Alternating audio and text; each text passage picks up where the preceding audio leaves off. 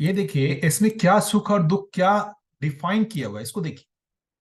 मन और वृत्ति के मध्य में यदि मनकृत वातावरण है, मतलब मन के दबाव में वृत्ति है, तो उसको दुख बोल रहे हैं। और इसके विपरीत बोल रहे हैं, वृत्ति सहज वातावरण के प्रभाव में यदि मन है तो उसको सुख बोल रहे हैं।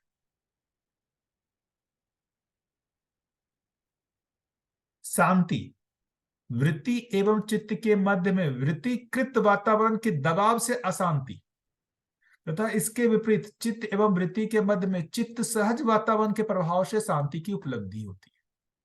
तो जैसे मन और वृत्ति के बीच में है, उसी तरीके से वृत्ति और चित्त के बीच में जो है उसको बात यहां पर वो हो रही है।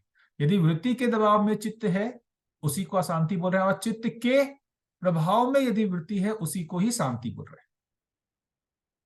चित्त एवं बुद्धि के मध्य में चित्तकृत वातावरण से असंतोष, तथा इसके विपरीत बुद्धि एवं चित्त के मध्य बुद्धि सहज वातावरण से संतोष की उपलब्धि होती है। बुद्धि एवं आत्मा के मध्य में आत्मा का ही वातावरण होना पाया जाता है, क्योंकि आत्मा मध्यस्थ है। अब यहां पर एक अलग चीज बात करेंगे। अभी इसे मन वृत्ति चित्त बुद्धि तक जो है, मन जो है वृत्ति पे प्रभाव डाल सकता है, वृत्ति मन पे प्रभाव डाल सकता है।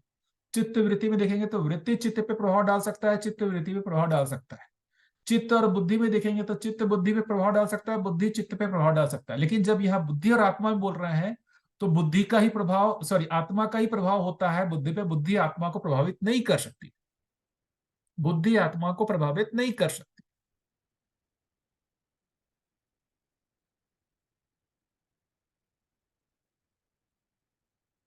ये एक महत्वपूर्ण भाग बोल रहा है कि बुद्धि एवं आत्मा के मध्य में आत्मा का ही वातावरण होना पाया जाता है, क्योंकि आत्मा मध्यस्थ है। तो बुद्धि आत्मा को प्रभावित नहीं कर सकती। उससे पहले तक जो है वो दोनों एक दूसरे को प्रभावित कर सकते हैं। मन वृत्ति को, वृत्ति मन को अभी भी करता ही है, हम देखते ही हैं। मन में जो आवेश हुआ, उस आवेश की पूर्ति के लिए वृत्ति को वो प्रभावित करता ही है। और वृत्ति में जो विचार होता है, वो उसका प्रभाव मन पर पड़ता ही है। लेकिन ये चीज यहाँ बुद्धि और आत्मा में लागू नहीं होती है। वहां पर किसका प्रभाव पड़ता है? हमेशा आत्मा ही होता है, आत्मा का ही वातावरण होता है। बुद्धि आत्मा को प्रभावित नहीं कर सकती।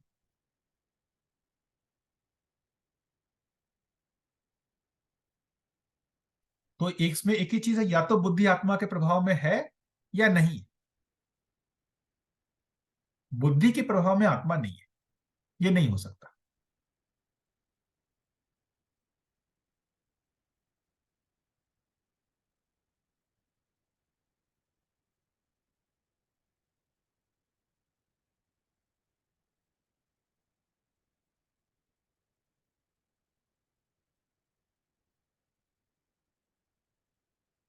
ठीक है। हर बार जो बाबा जी ने लिखा है, लोगों को बार बार इसको पढ़ना होगा और अपने खुद जीवन की क्रियाओं में जो है ना, इसको देखना पड़ेगा।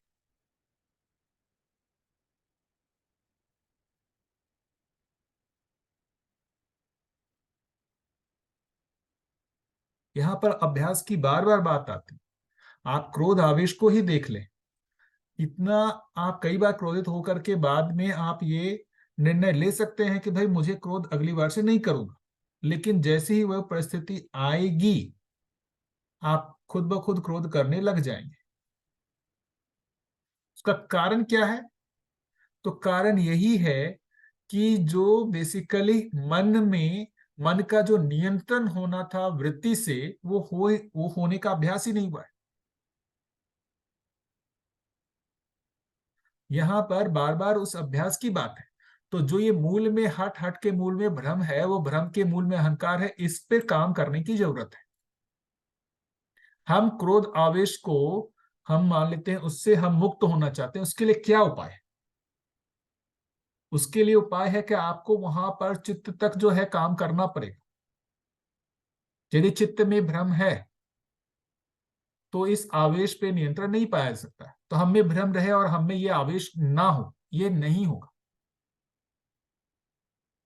तो हमारे में भ्रम मुक्ति होना पड़ेगा, तभी ये आवेश से भी मुक्ति होगी।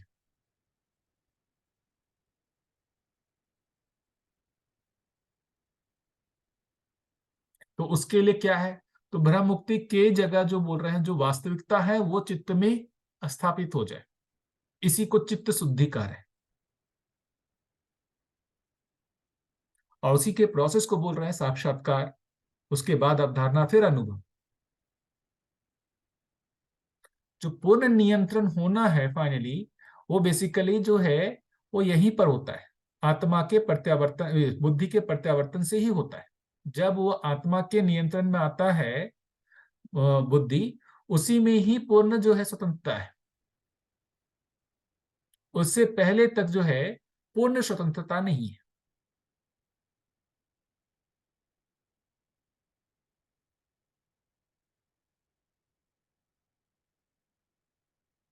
यही कारण है कि मानव जो है आत्मा की जागृति तक, आत्मा जब तक क्रियाशील नहीं हो जाता है तब तक जो है वो बाध्य है।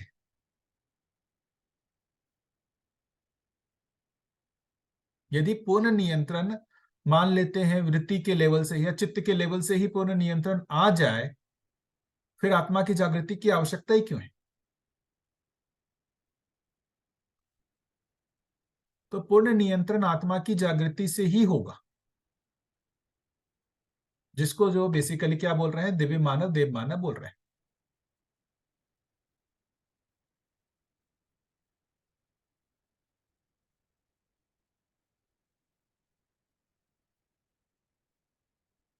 ऐसा नहीं है कि ये नियंत्रण जो है वो पूर्ण नियंत्रण एक बार, जैसे आत्मा का पूर्ण नियंत्रण जो होना है, आत्मा के नियंत्रण में बुद्धि, बुद्धि के नियंत्रण में चित्त, चित्त के नियंत्रण में वृत्ति, वृत्ति के नियंत्रण में मन, वो एक झटके में होगा। ये स्लो प्रोसेस है, जिसके लिए यहाँ पर ये जो तीन कैटेगरी बनाया हुआ है, अल्प विकसित, अर्ध विकसित और पूर्ण विकसित, वो बेसिकली उसी अर्थ में ही है।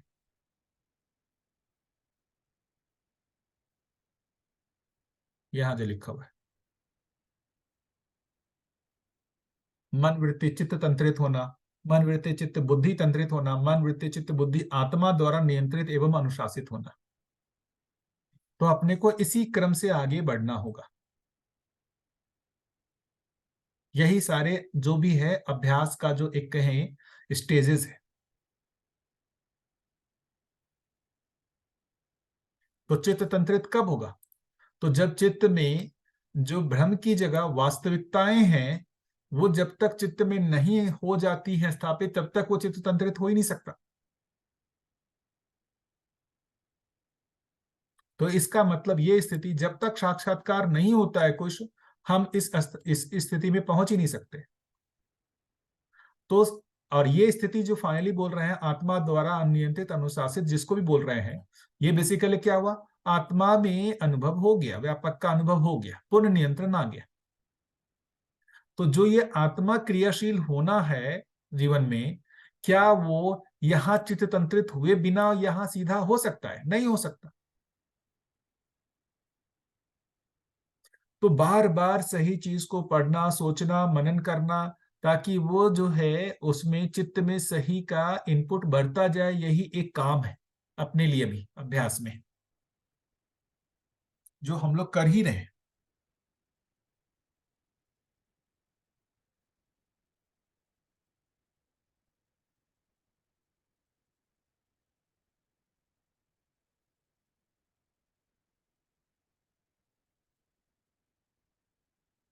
ठीक है।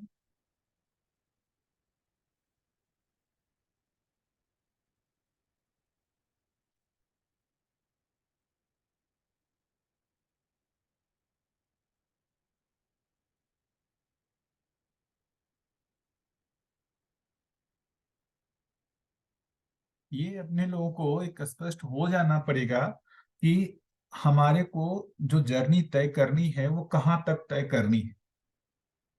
फाइनल जर्नी हम लोगों को जो तय करनी है, जब तक आत्मा हमारा पूर्ण क्रियाशील नहीं हो जाता, पूर्ण जागृति नहीं हो जाती, तब तक तो हमारी जर्नी चलेगी ही चलेगी, हम चाहे या ना चाहे, वो होगा ही होगा।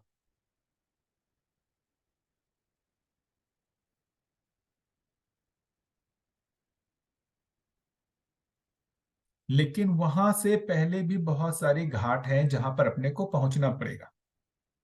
वो घाट बेसिकली क्या है? तो उसके लिए जो ये अभ्यास विधि बताई गई है उस पे अपने को वो सोचना पड़ेगा। क्या? ये अभ्यास विधि जो यहाँ बोला गया है बार बार, यह अनुसरण, अनुकरण तथा अध्ययन विधि। तो न्यायपूर्ण व्यवहार का अनुकरण अथवा अनुसरण करना, समाधान पूर्ण धर्मपूर्ण विचार में प्रवृत्त होना रहना। तो क्या हम हमेशा न्यायपूर्ण व्यवहार कर पाएंगे? नहीं। लेकिन हम हमेशा उसके लिए प्रयत्न करते रहेंगे। क्या हमारे में हमेशा धर्मपूर्ण विचार चलता रहेगा? नहीं। हम लेकिन उसमें प्रवृत्त होने के लिए बार बार प्रयास करते रहेंगे। ये प्रयास करते करते करते करते जो हमारा मन वृत्ति चित्त है उसमें क्रम से गुणात्मक परिवर्तन होगा ही होगा, जो आप हम सब में हो ही रहा है। जब से इस दर्शन से जुड़े हैं, हम बार बार उसका प्रयास कर ही रहे हैं। तो जो हम जिस समय स्टार्ट किए थे और अभी जो है उसमें हुआ ही है, कम ज्यादा हर एक में वो गुणात्मक परिवर्तन हुआ ही है। इसी को और लगातार करना, यही एक काम लगता है मुझे।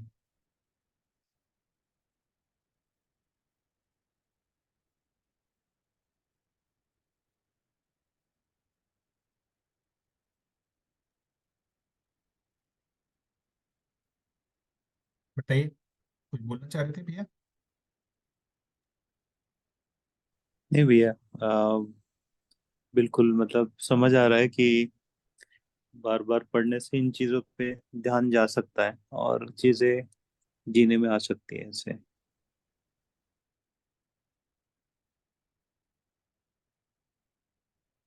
बिल्कुल, अपने को देखिए ये सारी चीजों को पहचानना होगा।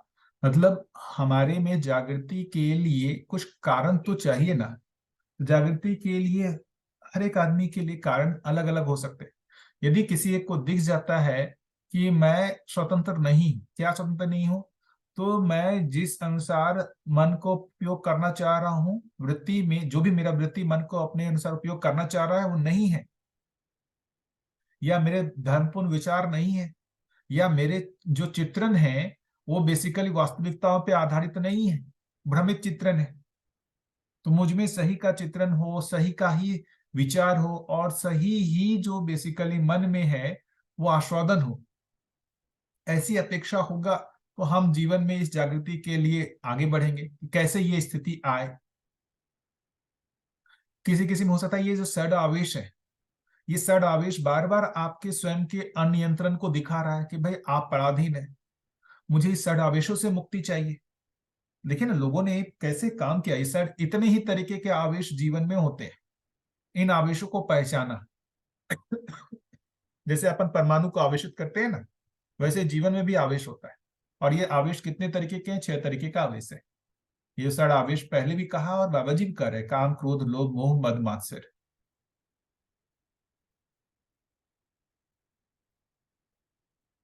तो इसकी जगह होना क्या चाहिए? ये तो निगेटिव चीज है, इसकी जगह होना क्या चाहिए? तो भाई अखंड समाज सार्वभौम व्यवस्था का हमारे में हमेशा चित्रण होना चाहिए है। उसी का जो है हमारे में विचार होना चाहिए, और उसी के अनुरूप मन में जो है आस्वादन होना चाहिए। तो ऐसी स्थिति चित्त की बने, वैसी स्थिति जैसी ऐसी स्थिति वृत्ति की, वैसी स्थिति मन की कैसे बने, इसके ही प्रयास में हमारे में गुणात्मक परिवर्तन होगा। तो अपने को एक ये रेफरेंस तो बन रहा है कि चित्त की जो मतलब सही स्थिति होगी वो क्या होगी, वृत्ति की सही स्थिति क्या होगी, मन की सही स्थिति क्या होगी। और ये जो मन वृत्ति चित्त की सही स्थिति जो है वो वर्तमान में मेरी वैसी स्थिति नहीं है, ऐसी स्थिति के लिए कामना हुए बिना जागृति का रास्ता नहीं खुलेगा। तो बाबा जी यही कर रहे हैं कि जो चित्त की सही स्थिति क्या होगी, वृत्ति की सही स्थिति क्या होगी, मन की सही स्थिति क्या होगी, इसको जो है चित्रित करने का प्रयास कर रहे हैं। हम सभी लोगों में चित्रित करने का प्रयास कर रहे हैं कि ताकि वो कामना हो, वो कामना होगी तभी हम आगे इसके लिए प्रयास भी करेंगे। मतलब ये सब चित्त वृत्ति मन की सही स्थिति को ना बताया जाए और सीधा बताया जाए कि भाई ब्रह्म जैसी चीज है, उसको पाने से आपको मोक्ष मिल जाएगा। तो अब ब्रह्म जैसी वस्तु कैसे पाई जाएगी, वो आत्मा में कैसे अनुभव होगा, इसका कोई रास्ता ही नहीं दिखता ना। अभी दिखता है, अभी अपने को मन वृत्ति चित्त दिखता है, आत्मा नहीं दिखता, बुद्धि नहीं दिखता, लेकिन हर आदमी को मन वृत्ति चित्त दिखता है। आप हम सभी लोग, मैं तो बस एक पूछना चाहूंगा, क्या आप हम सभी लोगों को मन वृत्ति चित्त की क्रिया दिखती है कि नहीं दिखती है? बताइए। मन की क्रिया, वृत्ति की क्रिया, चित्त की क्रिया आप हम सभी लोगों को दिखती है कि नहीं दिखती है?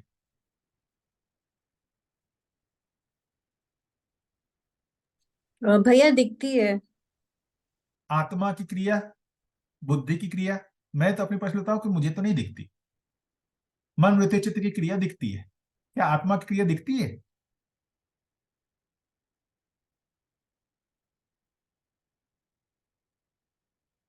बताइए। नहीं भैया, अभी तो नहीं दिखती। लेकिन मन वृत्ति चित्त की क्रिया सभी को दिखती है। यही हमारे परिचय शिविर का देखेंगे ना, जो अभी जीवन विद्या परिचय, उसका ये मतलब मैं ये मानता हूं कि एक बहुत पॉजिटिव इम्पैक्ट है कि वो सभी व्यक्ति में कम से कम मन वृत्ति चित्त की जो स्थिति है उसको तो दिखा देता है। और ज्यादातर परिचय शिविरों में हमारे देखेंगे तो मन वृत्ति चित्त पर ही फोकस ज्यादा रहता है,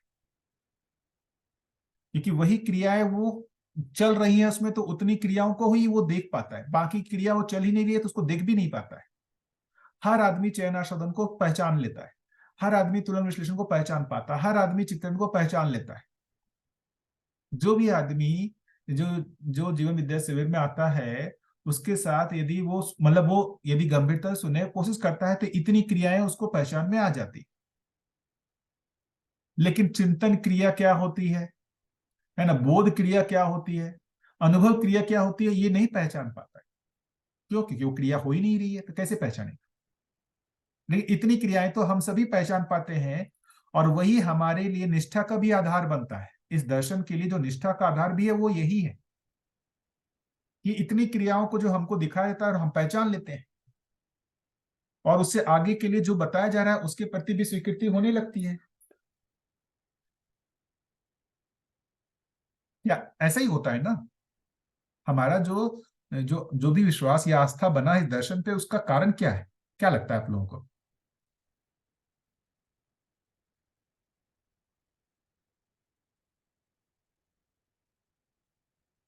बताइए।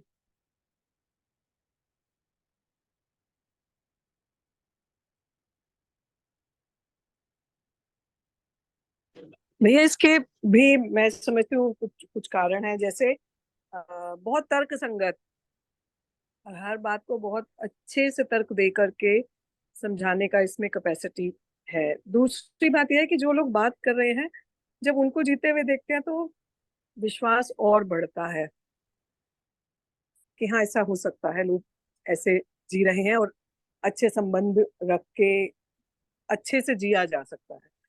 तो दर्शन की जिन्होंने जो अध्ययन कर रहे हैं, अध्ययन कर चुके हैं, अध्ययन करवा रहे हैं, उनके आसपास होने से एक वातावरण जो है अलग सा महसूस होता है।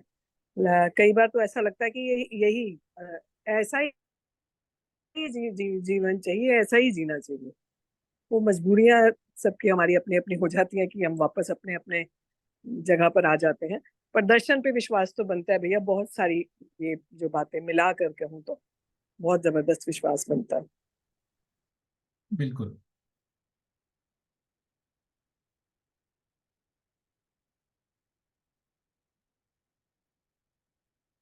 जैसे अभी अपन अपने को नहीं पता सही में कि भाई बुद्धि होता है, आत्मा होता है, मन वृत्ति चित्त बुद्धि आत्मा है, ये कहा जा रहा है तो हम मानते हैं। यदि दर्शन में कहा जाता है मन वृत्ति चित्त आत्मा, तो हम उतना ही बोल रहे होते। अभी हम हमको ये, जैसे बाबा जी ने जिस तरीके से जीवन के 5 अंग लिखे हैं, मन वृत्ति चित्त बुद्धि आत्मा, ये आस्था विधि से ही तो है। उसका भी कारण है, आस्था विधि प्योर आस्था नहीं है, ये इतना लॉजिकल है कि ये लॉजिकली जो है हमको एक्सेप्ट हो जाता है, तो बाकी के लिए भी हम आस्था रख ही लेते हैं। जितना हमको लॉजिकली समझ में आता है उससे हम मतलब इसको और एक्स्ट्रापोलेट करके बाकी के लिए भी इसको सही मानते ही हैं, और आस्था विधि से जुड़ते ही हैं कि यही एक रास्ता दिख रहा है।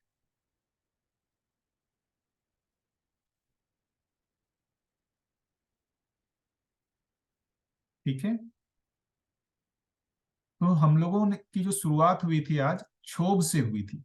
क्षोभ, और क्या क्या था भैया, एक बार रिपीट करेंगे क्या? क्षोभ, क्षोभ, खेद, तृषा।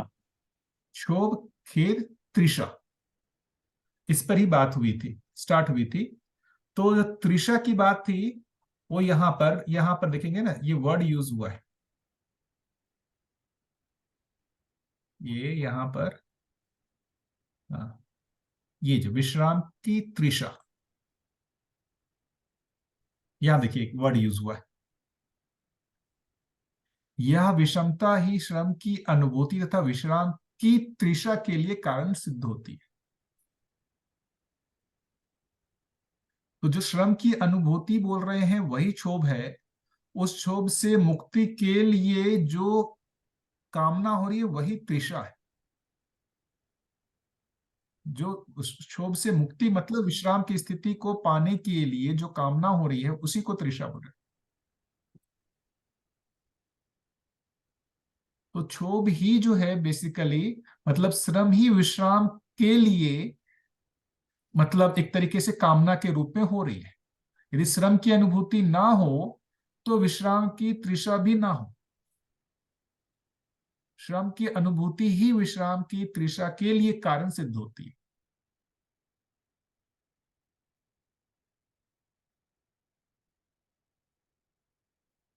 तो तृषा बेसिकली कामना के रूप में,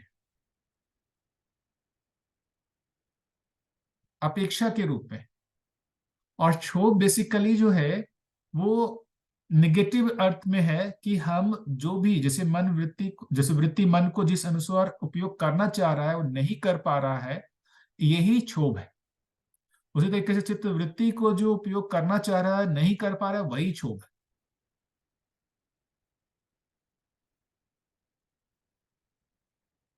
ये क्षोभ ही जो है बेसिकली विश्राम की तृषा का कारण है। ये दो वर्ड स्पष्ट हुआ भैया, क्षोभ और तृषा। तृषा मतलब प्यास के अर्थ में है, तृष्णा।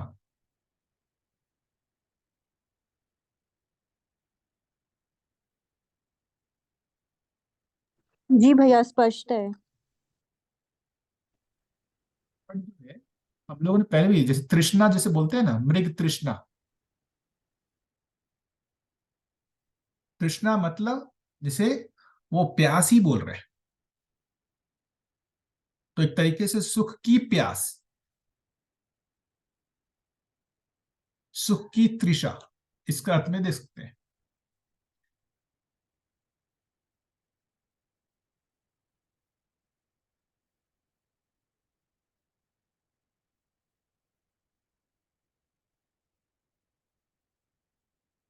विश्राम का विश्राम का मतलब क्या हुआ, यही जो बोल रहे हैं श्रम की अनुभूति और विश्राम, ये समझना पड़ेगा।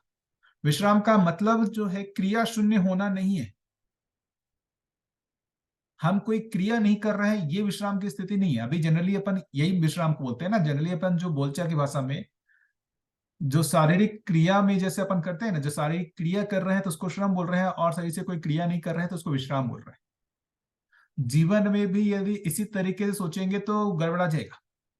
जीवन जब क्रिया कर रहा है तो वो श्रम है, और जीवन जब कोई क्रिया नहीं कर रहा है तो विश्राम है। ऐसा नहीं है। लेकिन देखेंगे परंपरागत जो है ऐसा ही रहा, समाधि की स्थिति को ऐसे ही रहा, कोई क्रिया ही नहीं हो रही है जीवन में, इच्छा विचार सब चुप हो गए, उसी को विश्राम कहा गया। बाबा जी उससे आगे की बात बोल रहे हैं।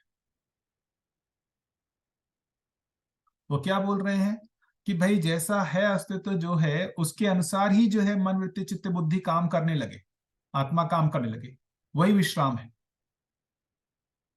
तो आत्मा में जो अनुभव हो उसके आधार पर बुद्धि क्रियाशील हो, बुद्धि के आधार पर चित्त, चित्त के आधार पर वृत्ति, वृत्ति के आधार पर मन क्रियाशील हो जाए, यही विश्राम है। उसमें एक मतलब परिमार्जन हुआ है।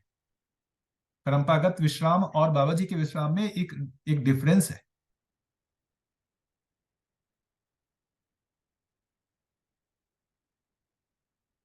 सही अर्थ में क्रियाशील हो जाना ही विश्राम है, यहां बोल रहे हैं। परंपरागत देखेंगे तो उसको क्रिया को ही रोक देना विश्राम को कहा गया। समाधि की स्थिति तो यही है ना, समाधि को ही सर्वोच्च स्थिति बताया गया। समाधि की स्थिति में होता क्या है, मन वृत्ति चित्त चुप हो गए, क्रिया ही चुप हो गई, क्रिया ही काम नहीं कर रही, उसी को विश्राम की स्थिति बताया गया।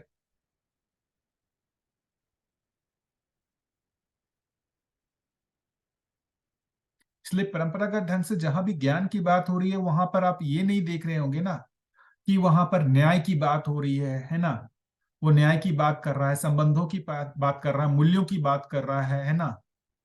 7 तरीके के संबंध हैं, ये इतने 9 तरीके का स्थापित मूल्य है, इन सब चीजों की बात ही नहीं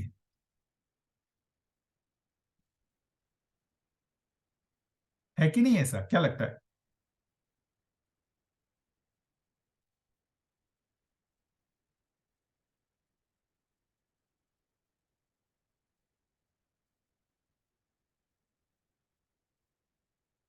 ऐसा मैं जो बोल रहा हूँ वो क्या लग रहा है, ठीक लग रहा है या गलत लग रहा है?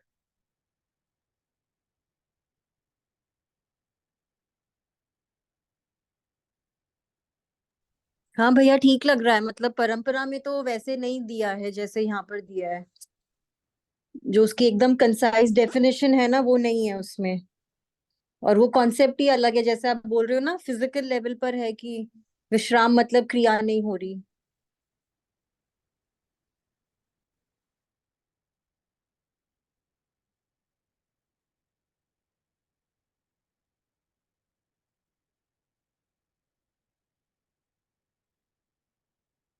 आज की चर्चा से और कुछ या कुछ और आगे के बिंदु हों?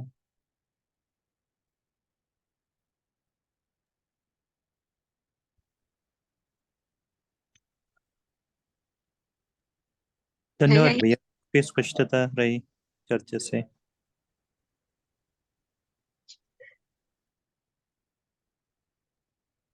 हाँ दीदी।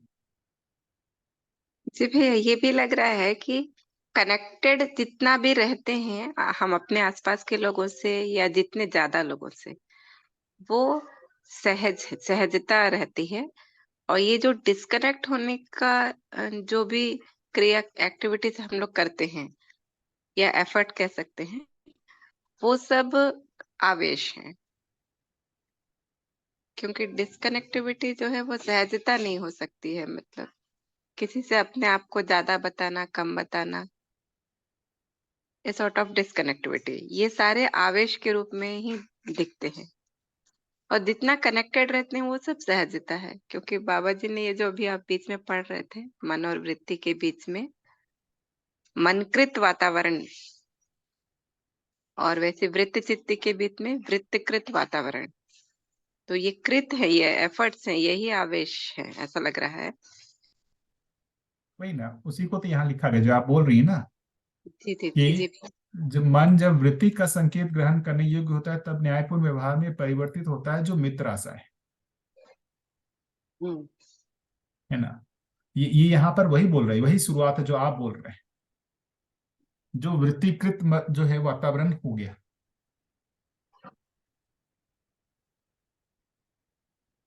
मनकृत वातावरण होगा तो प्रिय हितलाभ की दृष्टि होगी वृत्ति में, वृत्तिकृत होगा तो वो न्याय की दृष्टि होगी।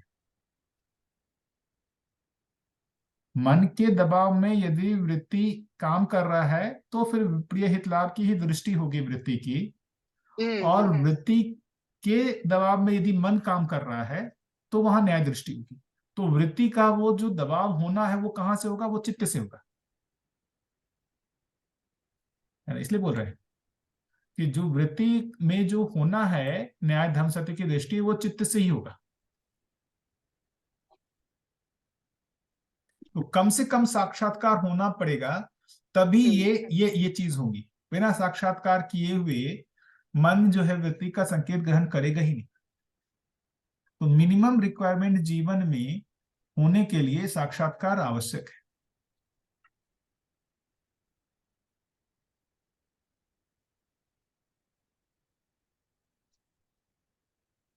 जो ठीक। आप बोल रही थी वही है।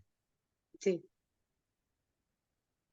तो बेसिकली आप देखिए ना, बाबा जी ने जो बार बार कहा, जो एक मतलब जो अस्तित्व ही सह अस्तित्व है, वो बेसिकली सह अस्तित्व ही जो यहाँ पर मन के द्वारा प्रकट हो रहा है, वो क्या है?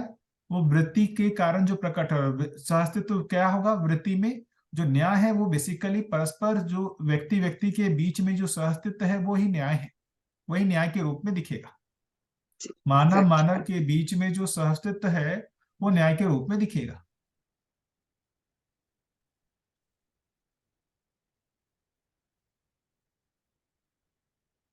तो मानव मानव के बीच के सहअस्तित्व को न्याय ही बोल रहे हैं, तो उस सहअस्तित्व का कुछ तो पहचान होगा तभी हो पाएगा। सहअस्तित्व की पहचान नहीं होती है तो नहीं हो सकता। जी।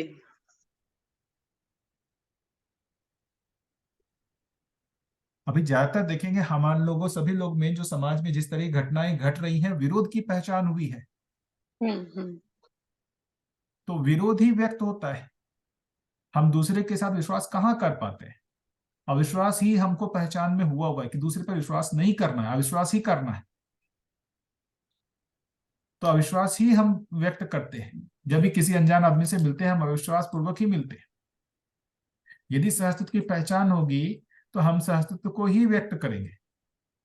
जैसा मैंने बाबा जी में देखा, कोई भी नए आदमी के साथ वो मिलते थे तो उनमें जो है जो व्यक्त होते थे वो बेसिकली विश्वास पूर्वक ही व्यक्त होते थे, क्योंकि उनमें ये पहचान हुई हुई है। वो अब इस मान्यताओं पे नहीं जी रहे हैं ना कि समाज में अविश्वास ही व्याप्त है, किसी पे विश्वास नहीं कर सकते, जबकि इसकी जगह उन्होंने पूर्ण अध्ययन कर लिया कि क्या अस्तित्व सहअस्तित्व के अर्थ में है। तो विश्वास ही करना बनता है, तो विश्वास ही करते थे, चाहे सामने वाले विश्वास का निर्वाह करे या ना करे।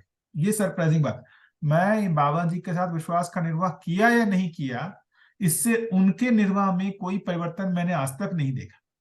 ऐसे बहुत घटनाएं हुई जिसमें मैंने विश्वास का निर्वाह नहीं किया, लेकिन इससे उनकी तरफ से निर्वाह बदल गया, ऐसा नहीं था। जबकि हमारे में आज भी मैं देखता हूं कि मेरा जो विश्वास का निर्वाह है वो सामने वाले व्यक्ति पे डिपेंड करता है। जी। सामने वाला मुझे अपना मानता है तो मैं अपने जैसा व्यक्त करता हूँ, अपना नहीं मानता है तो मैं उसके साथ भी अपनापन नहीं रखता हूँ। तो मतलब उसके साथ जो परस्पर स्नेह विश्वास है वो उस पर डिपेंडेंट ज्यादा है। बाबा जी में मैंने ऐसा नहीं देखा। वही बार बार मेरे में मतलब उनकी जो व्यवहार की जो स्मृति है वही बार बार मेरे में दबाव मतलब बनाता है कि ये मैं गलत कर रहा हूं। मेरा अभी भी व्यवहार बाहर पे डिपेंडेंट है। आप हम सभी लोग देखें इसको, हम जो दूसरे व्यक्ति के साथ जो भी न्याय या व्यवहार करना चाह रहे हैं ना, वो बेसिकली उसमें हम सामने वाले की अपेक्षा के अनुसार, सामने वाला कैसा हमारे साथ करता है उसके प्रतिफल में ही हम करने का प्रयास करते हैं। इंडिपेंडेंट नहीं हो पा रहे।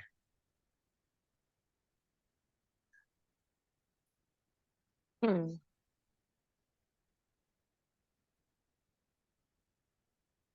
तो उसका क्या हुआ, मतलब यही न कर रहे हैं कि हमारे में जो बेसिकली वो होना था, शास्त्र की पहचान होनी थी, वो नहीं हुई है। शास्त्र की पहचान नहीं होने के कारण वो जो है वो नित्य प्रभावी हमारे में नहीं है। तो वो, लेकिन अपने को पता तो चल रहा है ना कि भाई इसकी जगह होना ऐसा है, मतलब अपने में कमी का पता तो चलना कि भाई इस जगह पर हमसे गड़बड़ी हो रही है।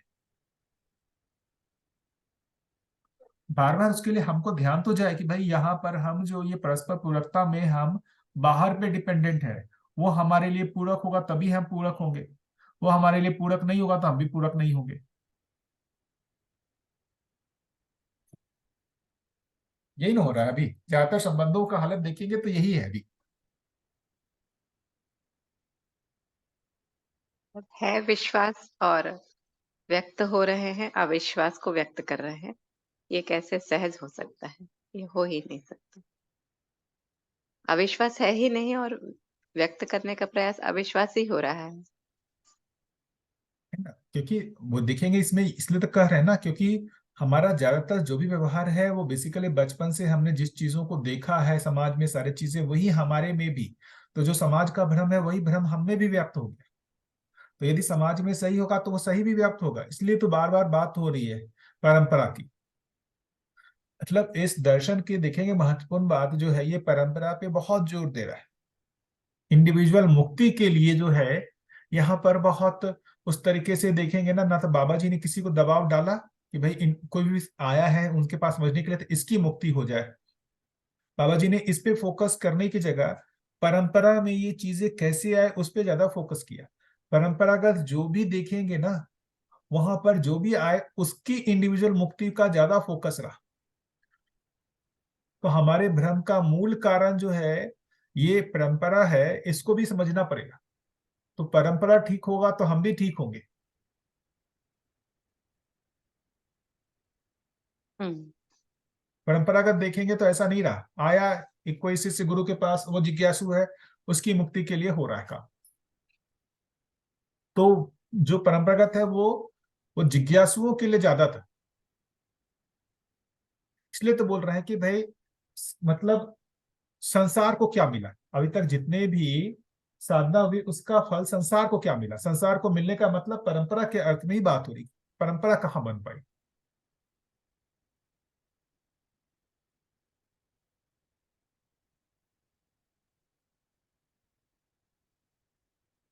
मैं तो जितना देख पा रहा हूं कि बाबा जी ने बेसिकली बहुत बड़ा एक परंपरा बनाने का काम किया है, कि जो भी उन्होंने समझा उसको पहले तो मतलब भाषाकरण किया, और उसके बाद जो है लोग कैसे इसको पढ़ने लगे,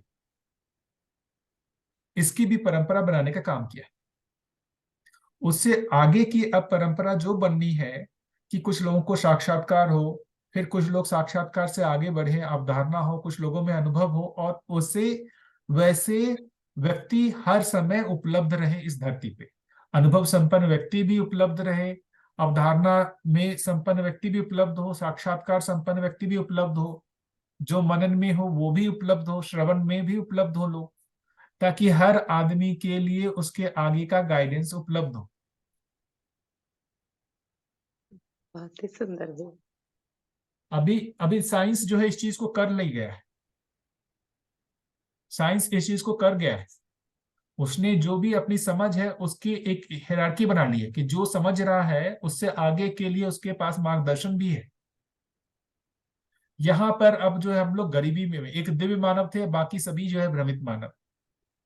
साक्षात्कार किए हुए आदमी की भी हम लोग पहचान नहीं कर पा रहे, अवधारणा में कौन उसका भी पता नहीं चल रहा। एक ही आदमी का पहचान हुआ जो अनुभव संपन्न था, बाकी का पहचान ही नहीं हो पा रहा है।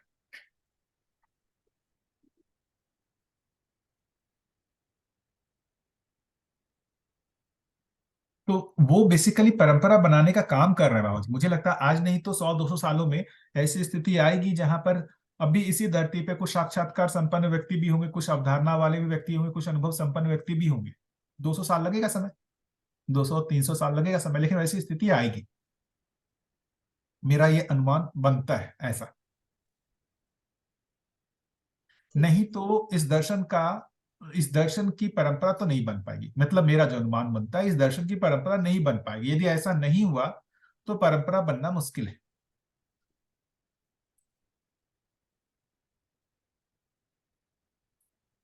अभी मैं जितना देख पा रहा हूं श्रवण की परंपरा बनी है। श्रवण की परंपरा का मतलब हुआ दर्शन को सुनना सुनाना, इसकी परंपरा बन गई है। साक्षात्कार किया हुआ हो और दूसरे को साक्षात्कार कराने की परंपरा तो नहीं बनी।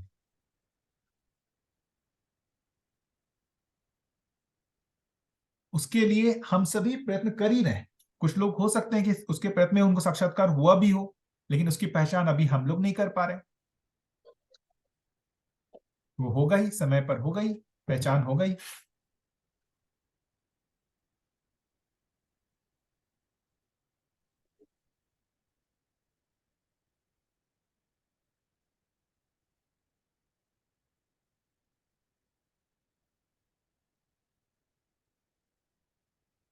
ठीक है, कोई और कुछ व्यक्त होना चाहेंगे, बताइए।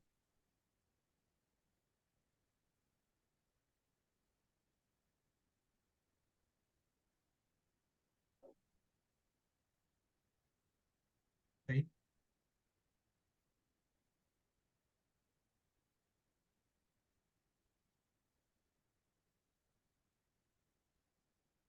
भैया इसमें जो अभी जो अध्ययन पठन हो रहा है विकल्प, उसमें विकल्प शब्द का जो परिभाषा आया था, विकल्प शब्द का, वो थोड़ा सा समझना था भैया। जी,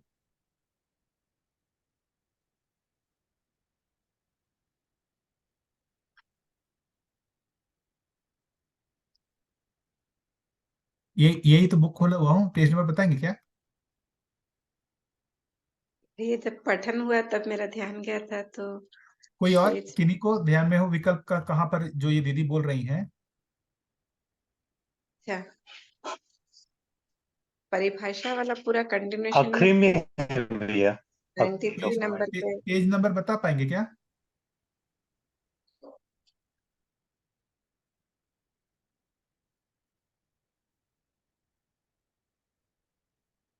45 है शायद भैया। 45 पेज नंबर में। ये तो 45 तो यही हुआ। पीडीएफ जो था। हाँ यही तो है। या तो फिर विकल्प में यहाँ पर आ जाता हूं मैं। ये क्या है?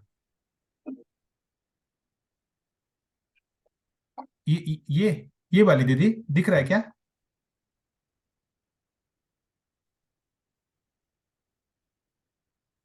ये क्या? हाँ भैया जी बिल्कुल।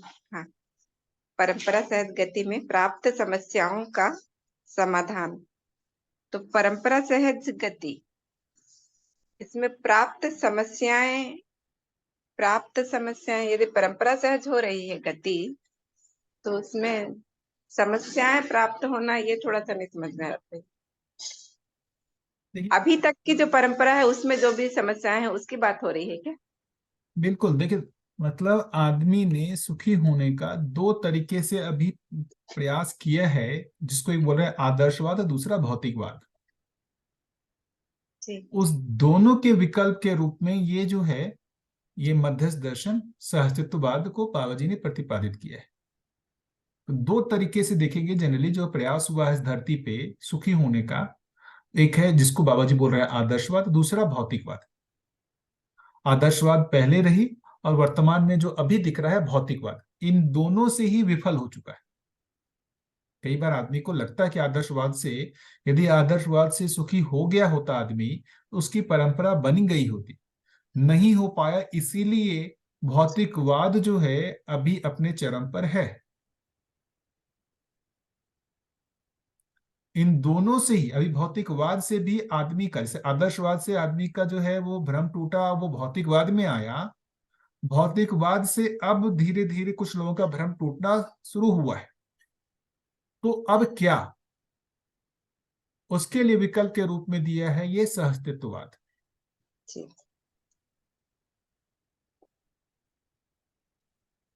इसको मैं थोड़ा सा ऐसा देख ली थी भैया, अभी बिल्कुल स्पष्ट हुआ। जागृत परंपरा शब्द को मैं यहाँ पर ध्यान में रख ली थी, तो मेरे को ऐसा लग रहा था कि इसमें कैसे समस्याएं प्राप्त होंगी, इसलिए मैं थोड़ा सा कंफ्यूज। ठीक है वही जो, हाँ वही परंपरा में, परंपरा जो अभी तक की बेसिकली, परंपरा। जी हाँ अभी तक की परंपरा में जो अपेक्षित उपलब्धि की रही, अपेक्षित रहा, वो उपलब्धि हुई नहीं। जी वो उपलब्धि होगी कैसे? तो इस जो बेसिकली सहअस्तित्ववाद, मध्य दर्शन सहअस्तित्ववाद से उस चीज की उपलब्धि होगी। इसी अर्थ में इसको विकल्प नाम दिया है। बढ़िया, ठीक है।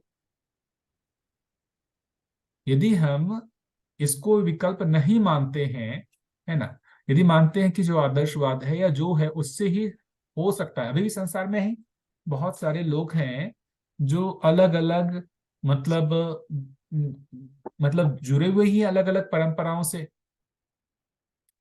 ऐसे नाम दे, मैं किसी चीज का अवमूल्यन नहीं कर रहा हूं। ऐसे बहुत सारी परंपराएं, जैसे मध्यस्थ दर्शन का एक परंपरा बन रहा है, ऐसे देखेंगे तो अलग अलग गुरुओं की परंपरा है ही।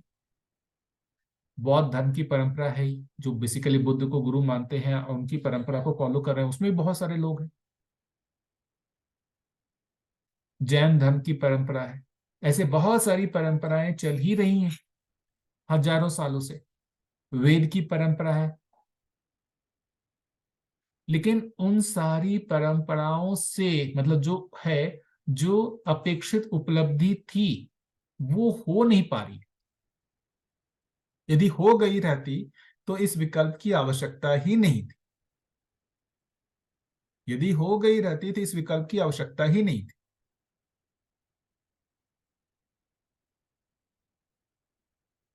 अभी उसके लिए एक जो है विकल्प के रूप में ये प्रस्तावित किया गया है, उससे अभी ये स्थापित हो गया है, परंपरा बन गया है, ऐसा नहीं है। आने वाले समय में इसका भी मूल्यांकन होगा कि जो ये विकल्प के रूप में दिया गया वो कितना जो है कारगर था या नहीं था। ये भविष्य में पता चलेगा, 100 200 500 सालों में पता चलेगा कि जो ये विकल्प बाबा जी ने दिया था, उस विकल्प से इस धरती में जो मानव की अपेक्षा थी वो पूरी हुई कि नहीं हुई। अभी वर्तमान में विकल्प है, लेकिन इसका प्रमाण तो भविष्य में मिलेगा कि ये सही में आदर्शवाद और भौतिकवाद का विकल्प था या नहीं था। परंपरा के रूप में प्रमाण तो आगे ही दिखेगा ना।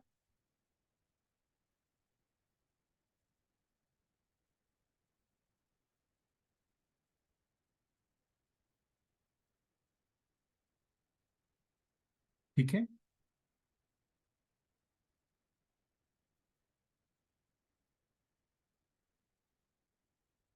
ठीक है दीदी, इसमें और किन्हीं को कुछ बोलना है, जो विकल्प को किस तरीके से लोग और देख रहे हैं इसको, और इसमें मूल में जाएंगे ना तो विकल्प में जो है ना, मतलब कुछ कुछ चीजों को और अच्छे से देखना पड़ेगा। जैसे आत्मा के जो जो बेसिकली जीवन का जो स्वरूप है, जिसको गठनपूर्ण परमाणु कहा, मैं इसको भी देखता हूं कि परंपरा से अलग हटके बात हुई। कहीं पर भी परंपरा में आत्म जो जीवन के सही ये जो स्वरूप है इसकी बात नहीं की गई, गठन पूर्णता की। फिर उस जीवन में ये जो 5 अंग है, मन वृत्ति चित्त बुद्धि आत्मा, मन की भी बात है, वृत्ति की भी बात है, चित्त की भी बात है, बुद्धि आत्मा, ये सारे शब्द है। लेकिन ये सारे को जिस स्पष्टता के साथ बाबा जी ने रखा है, मध्यांश को, फिर प्रथम परिवेश, द्वितीय परिवेश, तृतीय, चतुर्थ, इस तरीके से ऐसा नहीं दिखता। फिर जिस तरीके से क्रिया पूर्णता आचरण पूर्णता को रखा गया, ऐसा भी नहीं दिखता। तो ये सारे जो चीजें हैं, उन सभी चीजों का विकल्प के रूप में, संबंधों को जिस रूप में मतलब पहले पहचाना गया, उसका भी विकल्प है। तो विकल्प को पहचानेंगे तो हर वास्तविकताओं को पहचानने में भी विकल्प के रूप में है।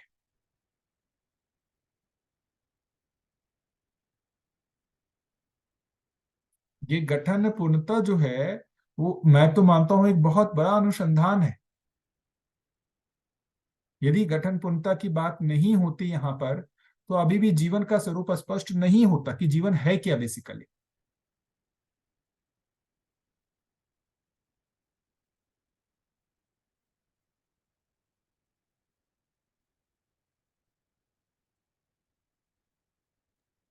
जी भैया, बढ़िया, बहुत सुंदर। पहली बार मेरा भी इस दर्शन के लिए ध्यान गठन पूर्ण परमाणु के रूप में ही गया था भैया, क्योंकि अभी तक परमाणु शब्द का मतलब तो जड़ परमाणु से ही उतना ही समझ में आता था। फर्स्ट टाइम जो यहाँ पर अटेंशन गया, गठन पूर्ण परमाणु के रूप में ही गया था।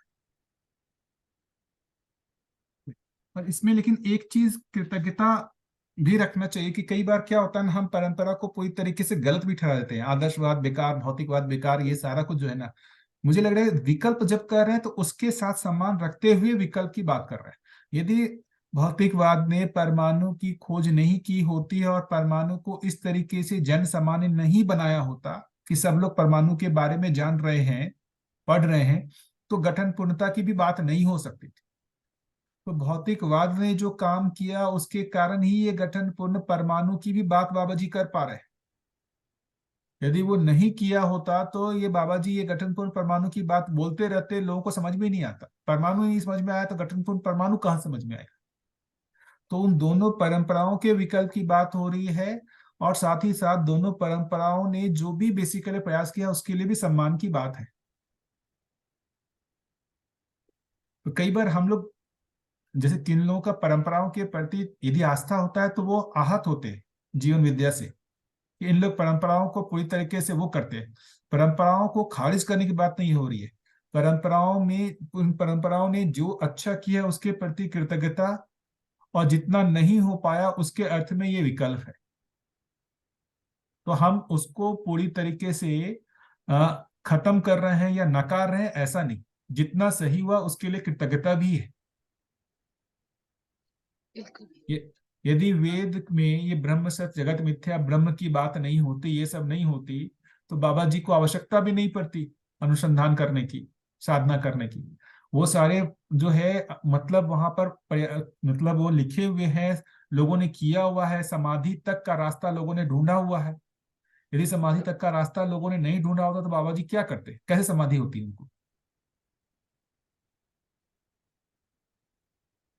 तो ये सारा कुछ जो बाबा जी ने किया वो तो बेसिकली परंपरा की सहायता से ही किया। तो हमको जो मिल रहा है वो परंपरा की सहायता से ही मिल रहा है। तो परंपरा के प्रति भी सम्मान, और इसके साथ साथ ये भी स्पष्ट रहना कि परंपरा में जो कमियां थी उसको भी पूरा बाबा जी ने किया। तो दोनों के लिए जो है अपने को अपने से क्लियर रहना पड़ेगा।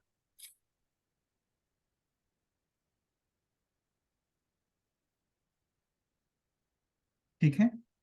जी भैया, तो ये अनुसंधान उस समय होना एक संयोग भी ऐसा भी लग रहा है, जब ठीक उसी समय जड़ परमाणु को लगभग पूरा समझ ही गए थे। अब देखिए, नियति सहज साइंस विधि से उस मुझे भी पोजीशन ऐसा पे ही लगता है कि आज से 200 साल पहले इस विकल्प को कैसे रखा जाता, कैसे गठन पूर्णता की बात होती, क्योंकि परमाणु के बारे में ही लोग नहीं जान रहे। थी। तो जैसे परमाणु के बारे में लोगों ने जाना, देखिए गठन पूर्णता का भी आ गया यहाँ पे बात। मुझे भी आश्चर्य होता है कई बार कि ये सब जो बातें हैं ये पहले क्यों नहीं कही गई। पहले कहे गए थे तो उसकी परंपरा भी नहीं बनती, क्योंकि लोगों के पकड़ में ही नहीं आता। तो नियति सहज विधि से भी मुझे लग रहा है कि कुछ चीजें अपन बहुत अस्तित्व को अपन ने देखा नहीं है इसलिए अपने को नहीं पता चलता है, लेकिन कुछ ऐसा लगता है नियति सहज विधि से भी चीजें कुछ हो रही है। जागृति क्रम का किसी भी धरती पे वो एक स्टेजेस हैं कि एकाएक वहां पर मतलब मानव का उदय हुआ और मानव जो है पूरी एकदम 2-4 साल यात्रा में ही वहां पर अनुभव की परंपरा बन गई, मानवीय परंपरा बन गई, ऐसा तो नहीं है। उसमें समय लगता ही है।